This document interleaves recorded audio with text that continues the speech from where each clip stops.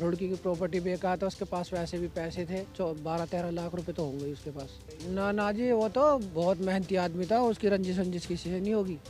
ये है मेरठ हत्याकांड में मारे गए मोइन के बड़े भाई कलीम, जो इस हत्याकांड को लेकर बड़ा राज खोल रहे हैं।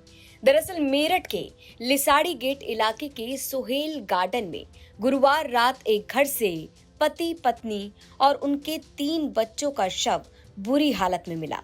पति मोइन और पत्नी आसमा का शव जमीन पर पड़ा था।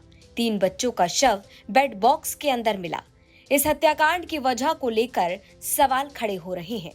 सूत्रों की माने तो मृतक पत्नी के भाई ने मृतक पति यानी मोइन के 2 भाई और 1 देवरानी पर केस दर्ज करवाया है।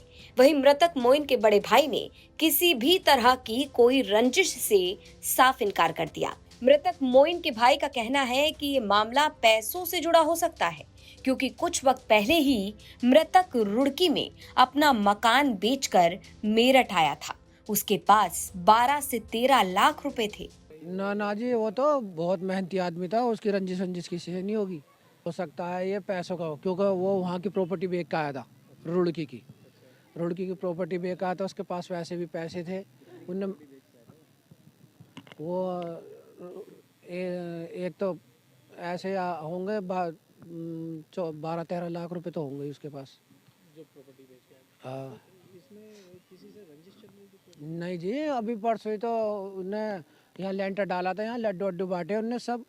और वो फिर कह लगाने का मैं आऊँगा वहाँ पर रुड़की, क्योंकि यहाँ से कागज़ अपने सारे ट्रांसफ़र वहाँ करवाऊँगा। अच्छा, एक बात आपने कही कि प्रॉपर्टी बेची थी, उसका विवाद रहा होगा, किससे रहा होगा? नहीं, विवाद नहीं रहा। मैं कह रहा हूँ कि वहाँ से वो प्रॉपर्टी बेच के आया था, यहाँ इस मारे उन्होंने प्रॉपर्टी बनाई, यहाँ पे अपना मकान बनाया।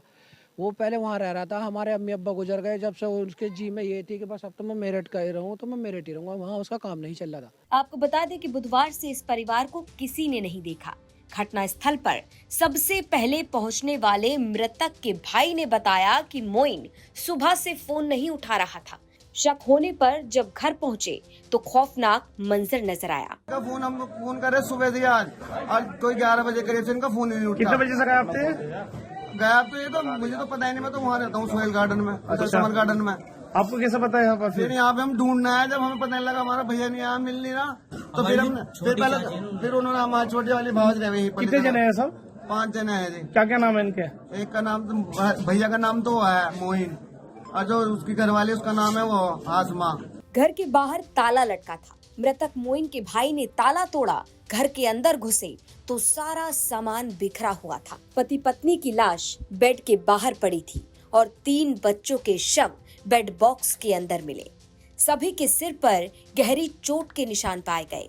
इस मामले में पुलिस ने अब तक 2 नामजद आरोपियों को गिरफ्तार कर लिया, लेकिन घटना की वजह अभी तक साफ नहीं हो पाई है। मेरठ से उस्मान चौधरी की रिपोर्ट, यूपी तक।